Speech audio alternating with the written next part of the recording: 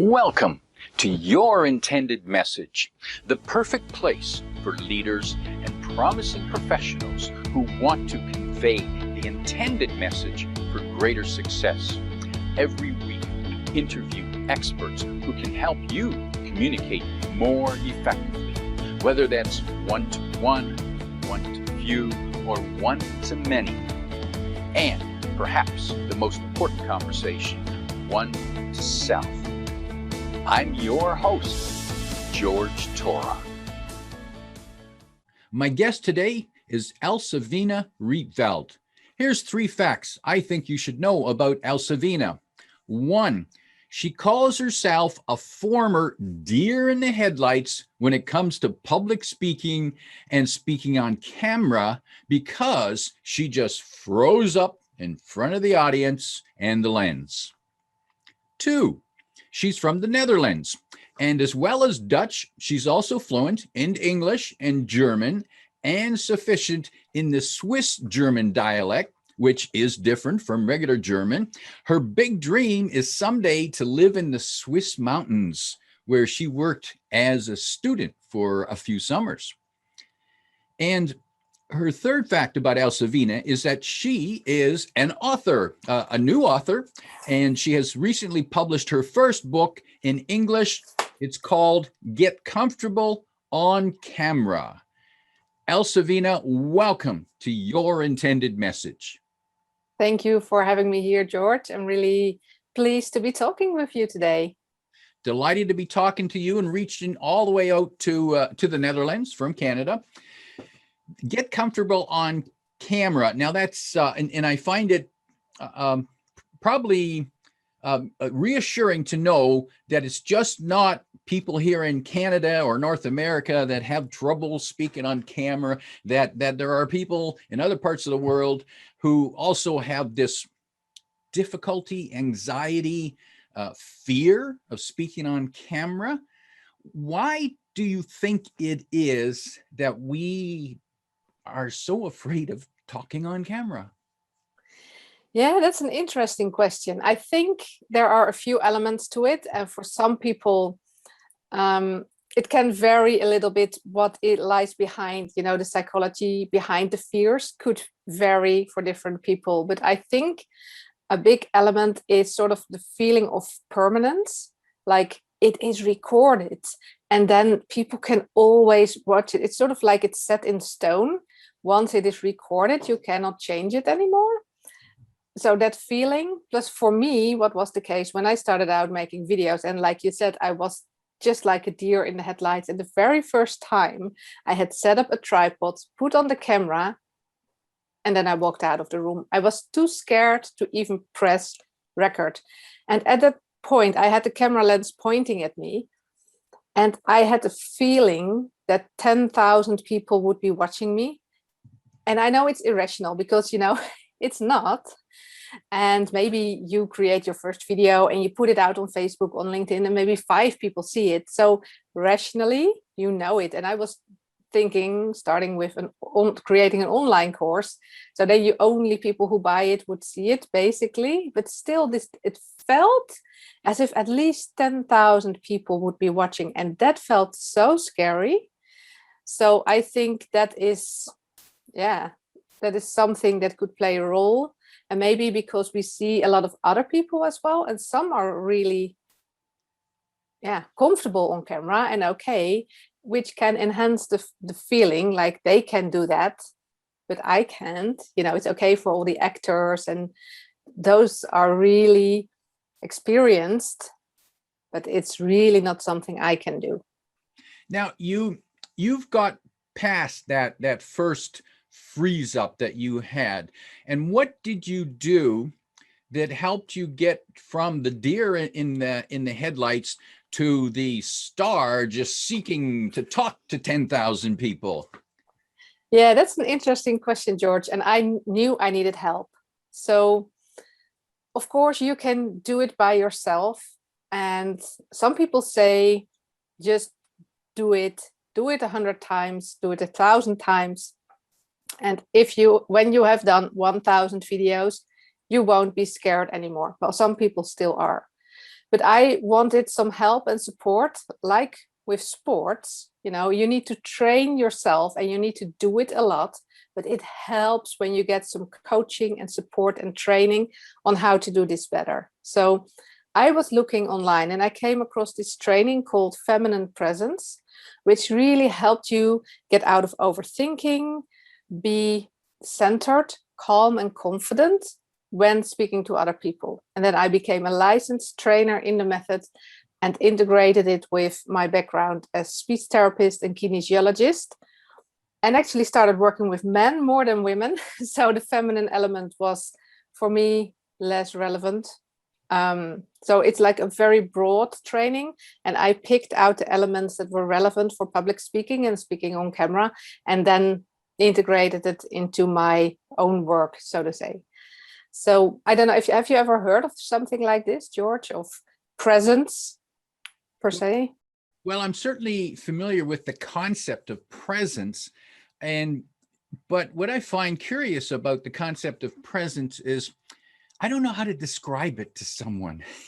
Yeah, and that is the exact reason that I now call myself a confidence trainer and not a presence trainer, how I started out. Because people don't know what presence is. You know, it feels so intangible.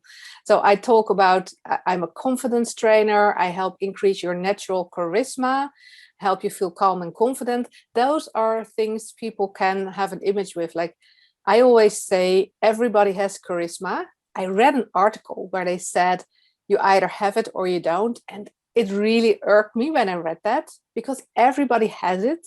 But for some people, it comes out more easily. Some people can play an instrument more easily or ride horses, and other people need to work a bit more at it and train a bit more. But they too can bring out skills. And I think everyone has their charisma inside. You just must really not look at other people. And part of this presence thing is really being present. So what we see a lot is we are a lot in our heads, sort of a head bubble, and we are overthinking. So not only are we doing 3 things at once, like I'm guilty of this. I have many tabs open on my computer, but it's like that in our brain. So I'm here recording this video with you and I'm really fully present. I've put my phone on mute, my email is out. I said to my family, I am away until I step out of this room. Of course, someone could forget and step in, but basically I'm not thinking about anything and everything that's going on outside of here. I'm fully present. And that is one key element of the presence thing, is to be fully you. So you are yourself, you are in the moment, and you really connect with the person that you're speaking to. I hope that makes sense, George. And yeah, it really helps with your intended message actually as well. Because what I've seen, and I've worked a lot with experienced speakers, such as lawyers and debaters and even speaker trainers who came to my training here in the Netherlands, which I do online as well, but I've done this more in person. And you see them from speaking on routine to getting this presence element, to be really there, be a little bit vulnerable and open, but that is so powerful. And when you do that, your message lands with your audience and they remember what you say. And I have people who I trained for 1 day and I speak to them like 5-6 years later. I see on LinkedIn they have a new job, so I send them a message and they reply, I still use your techniques on a daily basis 6 years later. And one even said like, oh, you know, having this calm and confident and these tools help me get this next job. So it's not just about speaking. And I think it's like that with your intended message. I'd say, I don't know how you feel about that. If you're really good at it, it's more than just the speaking that you do. What do you think? Well, I'm wondering that how do you get someone from let's say when these folks came to you first and they are nervous just about public speaking, period, never mind the camera, don't even bring the camera in, and so what what would be the first 2 or 3 steps that you would ask them to take so that they could move from being the deer in the headlight to show a little bit more presence, to let a little bit more of their charisma come out? Where do they start? What are those first few steps? Yeah, so I work with practical exercises for body, mind, and energy. And there are 2 that are fundamental that I always do in every training. And the way I usually do it is I let people speak for a minute first, just like tell us something you'd like to tell us about your work, your hobby, your passion, just 1 minute. And then we do the first practice. And then we implement that practice into the second time we're speaking. And then we do the second practice, and then we implement that. And the shifts that you see are huge. It's always so special to do. And finally, end of the month, I have another in-person scheduled, because we're just opening up here again. You know, everything that we did in person was cancelled so far. And I will come to this in a minute, George. I will tell a little bit about what we do. But the beauty is what you see is even people who, like I said, are experienced speakers, and people who feel like they feel so self-conscious standing in front of the audience and speaking something. For both of them, having this presence element really raises the impact that they have when they speak. So because I let them go like with 6 people, 7 people, I like to work with small groups so everyone can do a lot of talking. Let's say there's 6 people. So then you've heard 6 stories, and always after the first exercise, I say, I've already forgotten what you said the first time, and it's only been half an hour ago. So even though it can be a smooth training, when you speak on automatism, or like I said, you're in your head, you're speaking, and in your head, did I do the groceries? I need this, I need that. There are many things going on. Did I send this email? I should call my mom when I'm done here. Whatever goes on, right? It takes us out of this present moment. So the first exercise that I do is really help you get out of your head and into, well, it's a spot in your belly, and it's used with yoga practices, with fighting sports. It is called hara or ki or danchen. It has many names. I call it the hara point or the center point. It's basically 3" or 7 centimeters below your navel and inside your body. So when you, and it sounds silly, but I've done this for 8 years now. And like I said, people come back after years saying they still do this and it helps. And I had a colleague, she did my training, and she said, I feel you have gold in your hands here. This is so good. And she learned a lot from it, even though she is an actress and speaker. And it's not easy, but it's simple. You shift your focus on this point. So you think about this point 7 centimeters below your navel and then inside in the middle of your body. And you can find a way how you can focus there. So you can focus on your breathing. You can say, like, I picture something there on that spot, like a flower or a gemstone or fire, flame, whatever works for you. For visual people, that can help. And for people who are more kinesthetic, they like to put their hands on their belly, or one in front and one on the lower back, and think in between my hands, that's where that spot is. And all you do is keep your attention on that point when you speak. And it is, I always do, we first do it in the practice. So first we start with pressing. So I say, like, press against the shoulder. So we go to practice, we do the breathing, and we go to the center point. Then we work in pairs usually. And I say, when I work online with people, I say, when we're done, find someone close to you in your house, partner or relative, friend, who can help you with this sometime. So take your time to focus your attention on the hara point. And when you're there, you say, and then gently push against the shoulder. And you can feel how this, so you don't press your own, like you press someone else against the shoulder. And then you go back into your head. Very easy. Your mind monkey's at work. You worry about something like, did I send this email? Are the lights of my car off? Just worry a little bit, and your attention is back up here, right?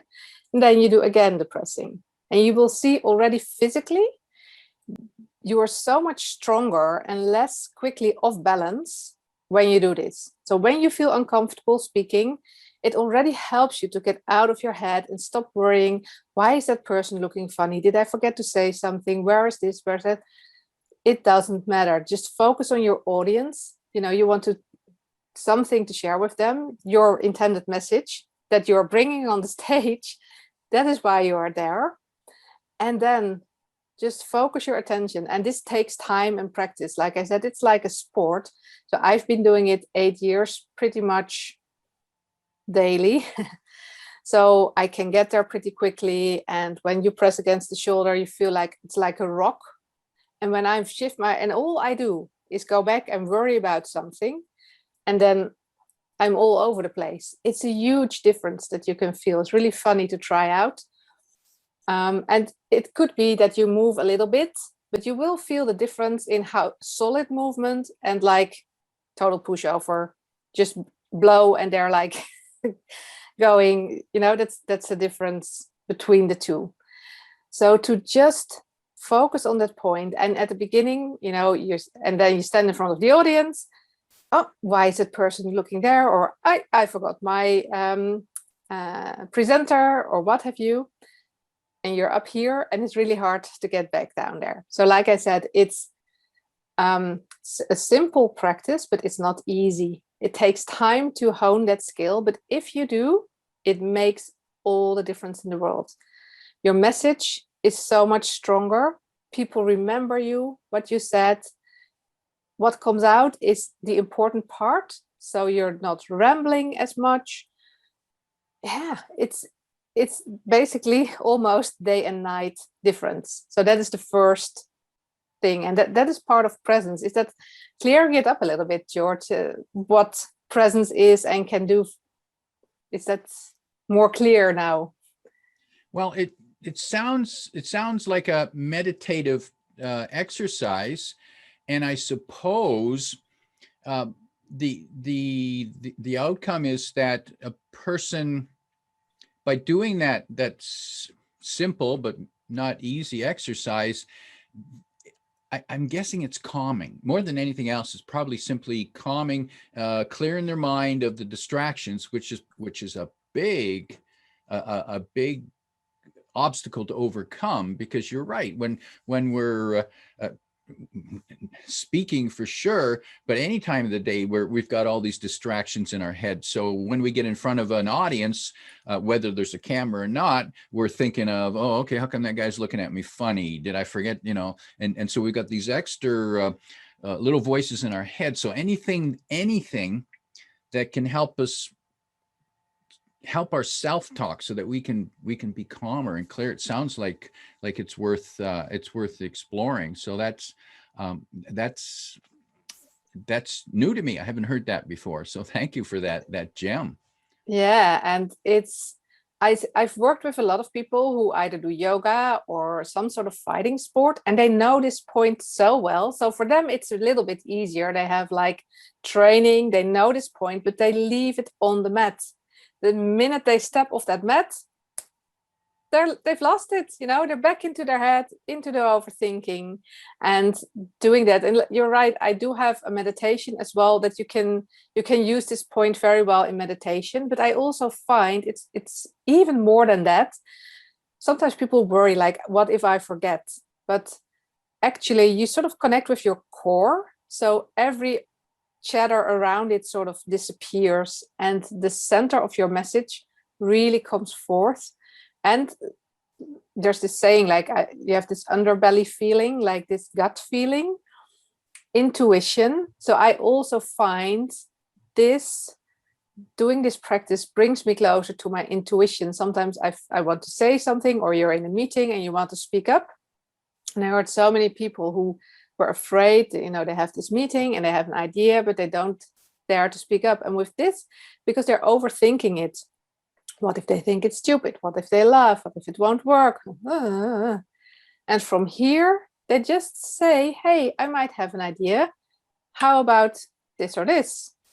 And so many people who didn't dare to speak up, it wasn't even a presentation. It was just a meeting at work, a team meeting. And so many people, or they say something and nobody hears it. And then the person next to them says the same thing. And everybody says, oh, that's a great idea, we should do it. And you're like, I just said that, but nobody picked up on it. And that's the same with this. When you put it out from your hara point, it is really a much stronger message. And I certainly can identify with that from the martial arts, because I did study karate for a few years, and yeah, we called it the key, your key, Key. Your center, centering, that we would do that when we're sparring or when we're performing what they call katas, which are, What type of karate did you do? Shotokan. Okay, I did Kyokushinkai for a few years as a teenager. So it still gives me the confidence of when I walk somewhere, like, okay, if you come near me, I just know what to do. But I haven't practiced in like 20 years or so. But still, in my teen years, I did it for, I was like the third Q. Did you also call it Qs at Shotokan? Belts. Oh yeah, we had belts. So I had the semi-brown belt. So, and then I was like two steps away from the black belt, but those were huge steps. Like those final steps were not easy. Definitely. Now, I guess the good news to people is that in order to get comfortable on camera, you don't need to be a black belt in karate. Exactly. You need to center yourself. But what else is different about the camera? Why is it so, you mentioned the permanence, it's permanently recording me. But other than that, what else is it about the camera that seems to shake people up so much? Yeah, I think a big element too is that people who are used to speaking and presenting find it super hard to be alone in the room with a thing, right? So they're just here, there's the camera, and they have to perform as if they have an audience, but they're so used to looking at people, seeing them nodding, seeing like, oh, I wasn't quite clear, I should elaborate on this more. They're used to reading the audience and using that with their messaging. But here, it's just a thing that you're speaking to. And I always tell people, well, first make eye contact. So look through the lens of the camera. So whatever device you use, and it could be as simple as your phone. You don't need to get out and go buy expensive cameras and equipment and what have you. You could just grab your phone and use that. It's very good already. And find the lens, wherever that is. It's a little bit different per type of device. And then look through that lens as if there is another person on the other side, as if you're sitting across the table from one another. So your energy doesn't stop at the lens, but it reaches sort of through the lens. And there you picture someone, it could be your favorite client or your best friend, and you picture them sitting there and nodding and active listening, or maybe even like have this question mark in their eyes and say, oh, let me elaborate on this. So you have your conversational presenting style or speaking style. And when you're live, that's a little bit different because there might be people there, or there are people there. But when you're recording, there's just a time delay before you record it and they watch it. But you're not speaking to a thing, you're speaking to actual people. And bringing in that element has made a big difference for many people, because they felt like, okay, I'm just here in the room, here's my camera, and now what? And I always picture people. So when someone is watching this on video, I'm really imagining you watching this right now. And because you are, but just at a later point than when we were recording this. But I am still picturing the person who is watching this, who might feel uncomfortable on camera, or struggling with public speaking, or bringing up their intended message and bringing that forward. So that is a big element that can help. Now, as you're now someone who's experienced and comfortable talking, public speaking, and talking to the camera.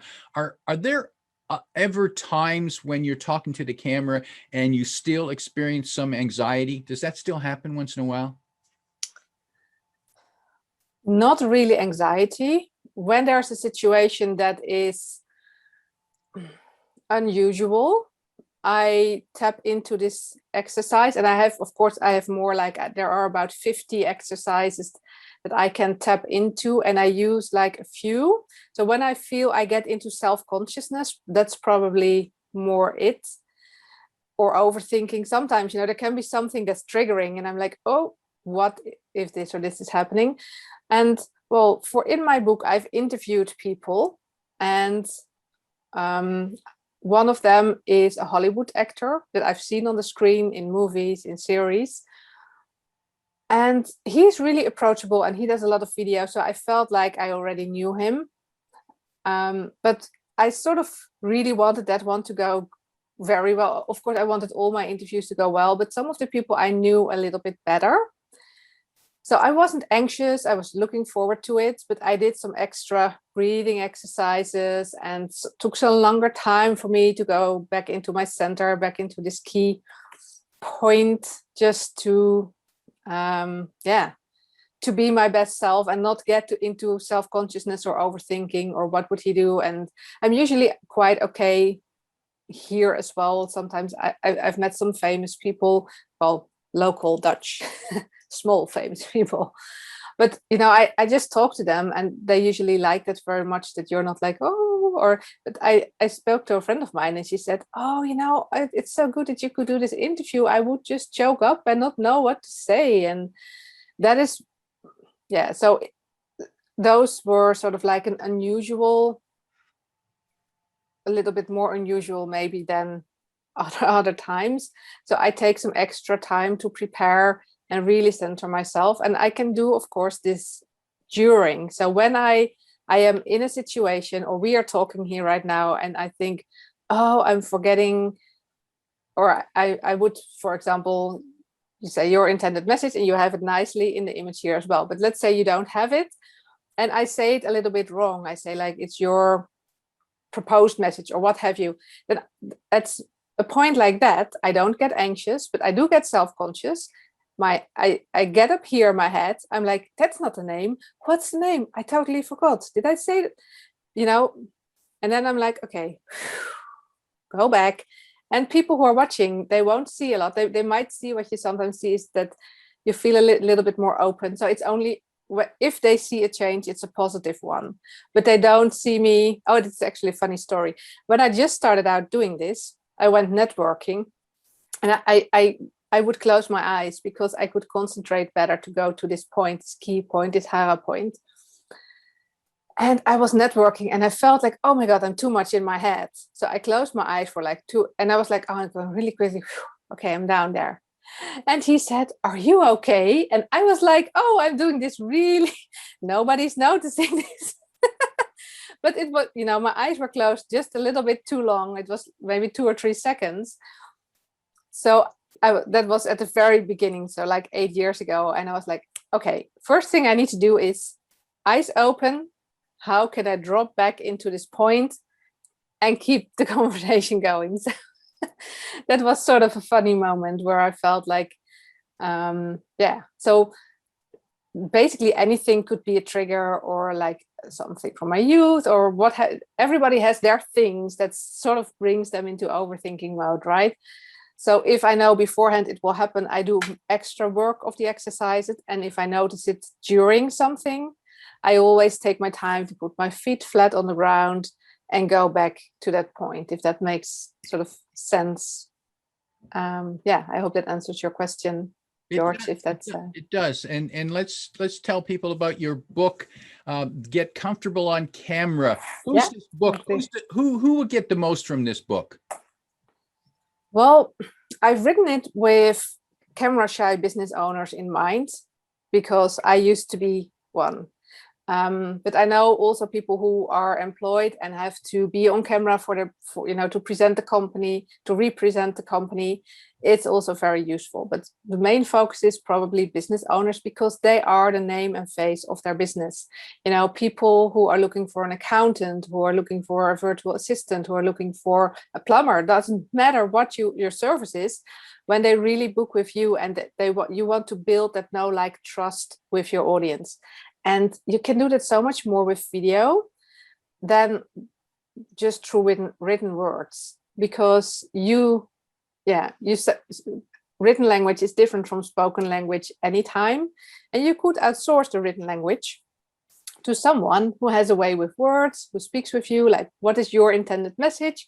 Let me write that up for you. And then they're like these word artists, and your message comes across good, but it could be different from who you are. Or maybe you write it yourself, but you sound different in writing than in speaking.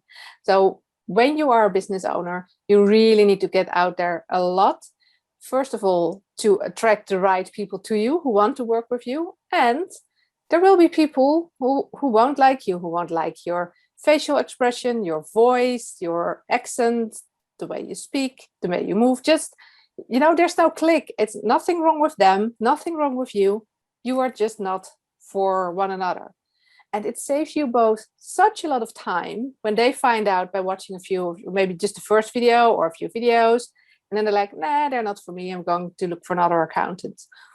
But, there was this accountant, and she's fabulous, and she drives motorbikes, and she does it like a little video from a motorbike. And so many people are like, oh my God, you're amazing. And like, it really gives your personality more, something extra. And with doing videos, have a video on your website, post regular videos on social media, you will attract the right clients to you, and you can inspire your audience with your tips. Because that's my big vision for the book, that over 10,000 people get this book and especially implement what's in there, so they can get more visible and bring their gifts to the world. So creating this ripple effect of positive change. And that is what I really want. That is my intended message, if you will, for people to get visible and stop hiding. And I know it can be scary, but the book gives you everything you need. Basically, it helps you with your strategy, with content ideas, do's and don'ts, like live videos. There's interviews with 9 different people with different angles. Most of them overcame their scare of video, because almost everybody around the globe, like you said, it's not just in Canada or North America, it's around the globe, Australia, New Zealand, India, Europe, everywhere are a lot of people who feel not so confident going on camera, or think it's a big hassle, or they don't know what to say, they don't know about the content. And it's all in the book. It's been really well received so far. I get really good reviews on it. People say like the structure is, it reads easily. I've done a lot of stories, so it's a light read. You can read it in an afternoon. And the place for people to find that book, the website for the book is getcomfortableoncamerabook.com. Yeah, that is it. And it is on Amazon. So if you type it in Amazon, you will find a Kindle and a paperback version for it. And no matter what your element you're looking for, it helps with that. That website again, getcomfortableoncamerabook.com, and you'll find the link in the description below as well.